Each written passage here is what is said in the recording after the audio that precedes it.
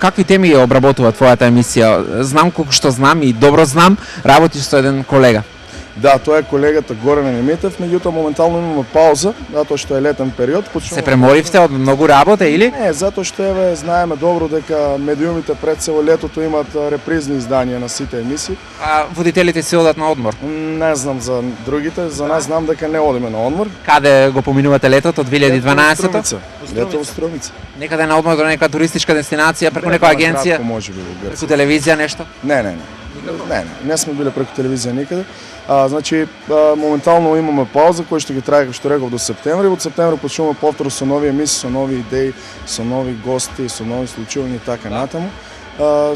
Па се надевам дека не може би вие некој ден ќе видите дел од нашата емисија, ќе ни дојдете како гости, затоа што граници во нашата емисија нема за кои да ни бидат гости, сите може да ни бидат гости. Какви теми најповеќе обработувате? Најразлични, правиме анкети, имаме гости, различни проминентни личности и така натаму. Значи апсолутно опфаќаме се што мислиме дека може да биде забавно. Еве да доловиме малку на гледачите делот настаните што се случуваат во емисијата. Еве како изгледа да издвоиш некоја случка што се случила во текот на снимањето, еве како изгледа едноставно како се подготвувате за емисијата?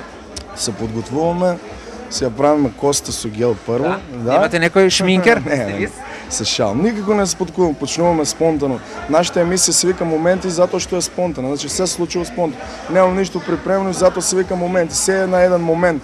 Да. Одиме на момент и ловиме моменти со еден збор, кажеме, една така може да се каже фраза што е употребена. Колку време користите со цел да ја реализирате емисијата, колку време употребите и се разбира за да излезе едно парче од 20-30 минути пред тебе гледачите? Знаеш дека се монтира тоа, се сече, што не е интересно и така натаму. Зависи како ќе ни тргне разговорот. Ево со вас сега баш ми крена разговорот, може да ни тргне разговорот. Така да зависи од самиот гостин. Има луѓе кои што не зборуваат многу и треба да им ги влечеш одговорите, а има луѓе кои што не можеш да ги застанеш, така да зависи од сето тоа. Па на самиот крај ние ја гледаме, подоцна од кога ќе заврши снимањето и правиме монтажа на самата емисија. И мислам дека од прилика добиваме некои интересни 20 до 30 минути. Се надевам интересно. Како го доживуваш ти Струмичкиот карнавал еве како водител, бидејќи си еден од помошните водители на карнавалот? Како го доживувам Струмичкиот карнавал? Па Струмичкиот карнавал е традиција на градот и е едно од најубавите случувања на Струмица. И мислам дека Струмица и по тоа е најпозната со Струмичкиот карнавал. Значи тоа е нешто кое што направи струмичани горди што имаме на таква манифестација. Така да и јас сум горд на тоа што случува Струмичкиот карнавал секоја година, се подобар и се подобар што е од минатата. Еви за крајот разговорот, што она што би го одвил како момент? Што би одвил како моменти?